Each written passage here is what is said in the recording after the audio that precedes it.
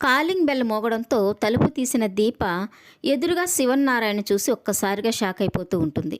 ఇక కాంచన అయితే చాలా సంతోషపడిపోతూ లోపలికి రండి నాన్న అని చెప్తూ ఉంటుంది. ఇక శివన్నారాయణ అయితే ఒకప్పుడు నిన్ను నా ఇంటి గుమ్మం తొక్కద్దు అని చెప్పాను. ఈరోజు నేనే నీ ఇంటి గుమ్మం తొక్కాల్సిన పరిస్థితి వచ్చింది. మనిషి బంధాలకి ఎప్పుడూ బానిసే. అందుకోసం తెంచుకోవడమే కాదు, తల దించుకోవడం కూడా నేర్చుకుంటాడు. నేను ఈరోజు ఆ గుణపాఠం నేర్చుకున్నాను అని చెప్తూ ఉంటే ఇక కాంచన అయితే సంతోషపడిపోతూ లోపలికి రండి నాన్న అంటూ ఉంటుంది. ఇక దీప అయితే తాతయ్య గారి మనసు మారినట్టుంది, ఈ కుటుంబంతో కలిసిపోవడానికి వచ్చారు అని సంతోషపడిపోతూ ఉంటుంది. ఇక కాంచన అయితే జోష్నకి ఎలా ఉంది అని శివన్నారాయణ అడుగుతూ ఉంటుంది. ఇక శివన్నారాయణ అయితే కొడుకు కూతురు విషయంలో పట్టుదలగా ఉన్న నేను మనవరాలి విషయంలో నీరు గారిపోయాను. యాక్సిడెంట్ అయిన సంగతి దశరథికి సుమిత్రకు చెప్పలేదు. వాళ్ళు ఊర్లో లేరు. వాళ్ళు రావడానికి చాలా టైం పడుతుంది. పారిజాతం ఇంట్లో ఉన్న మనశ్శాంతిని దూరం చేయడం తప్ప తనేమీ చేయలేదు. జోష్న ఒంటరిగా బాధపడుతూ ఉంది. నేను మాత్రం తనతో ఎంతసేపు మాట్లాడగలను?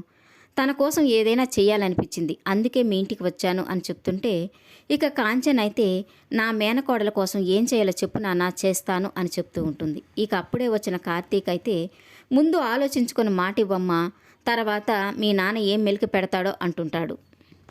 ఇక శివన్నారాయణ అయితే జోష్న ఒంటరిగా బాధపడుతూ ఉంది. మీ మీద బెంగ పెట్టుకుంది, మీరు కొన్ని రోజులు వచ్చి మా ఇంట్లో ఉండండి అని చెప్తుంటే ఇక కార్తీక్ అయితే ఆఫర్ అదిరిపోయింది తాత. కొన్ని రోజులంటే ఎన్ని రోజులు? నీకు కోపాలు గుర్తొచ్చేవరకా, లేక నీ పక్కన పెట్టిన పంతాలు పట్టింపులు ఎవరైనా గుర్తు చేసేవరకా? నేను ఒకప్పుడు నీ గుమ్మం ముందు నిలబడి ఇదే ప్రశ్న వేశాను. నీ దగ్గర నుంచి అరుపులు కేకలు తప్ప సమాధానమే రాలేదు అని చెప్తూ ఉంటాడు. ఇక దీప అయితే మీ రెండు కుటుంబాలు కలిసే అవకాశం వచ్చింది కార్తీక్ బాబు. ఇదంతా నా వల్లే కదా జరిగింది. కలవడానికి ఒక అవకాశం వచ్చినప్పుడు మీరు మీ తాతయ్య చెప్పినట్టే వినొచ్చు కదా. నాన్న నా కూతురికే కాదు, మీ అమ్మగారికి కూడా కావాలి, తన మాట వినండి అని చెప్తూ ఉంటుంది. ఇక కార్తీక్ అయితే అలాగే తాత, శౌర్య స్కూల్ నుంచి రాగానే సాయంకాలం వస్తాము అని చెప్తూ ఉంటాడు. ఇక శివనారాయణ అయితే నేను పిలిచింది నిన్ను నా కూతుర్ని మాత్రమే, ఇంకెవరితో నాకేం సంబంధం లేదు అని చెప్తుంటాడు. ఇక కార్తీక్ అయితే నాకు సంబంధం ఉంది తాత, నా భార్య నా కూతురు లేనిదే నేను ఎక్కడికి రాలేను అని చెప్తుంటే ఇక శివనారాయణ అయితే తిన్న ఇంటి వాసాలు లెక్క పెట్టే వాళ్ళని నా ఇంటి గుమ్మం కూడా తొక్కనేను అని చెప్తుంటాడు. ఇక కార్తీక్ అయితే కోపంగా పెళ్లికి పర్మిషన్ తీసుకోలేదని తను తిన్న ఇంటి వాసాలు లెక్క పెట్టే మనిషి అయిపోయింది. అలా అనుకుంటే నేను తన పర్మిషన్ తీసుకోకుండానే తన మెడలో తాళి కట్టాను. అలా అని జాలిపడేం కట్టలేదు, పూర్తి స్పృహలో ఉండి ఇష్టంతోనే కట్టాను. దీప నా భార్య, శౌర్య నా కూతురు. నేను ఎక్కడికి వెళ్ళినా నా భార్య నా కూతురుతో కలిసే వస్తాను, వదిలేసి రాను అని కార్తీక్ చెప్తూ ఉంటాడు.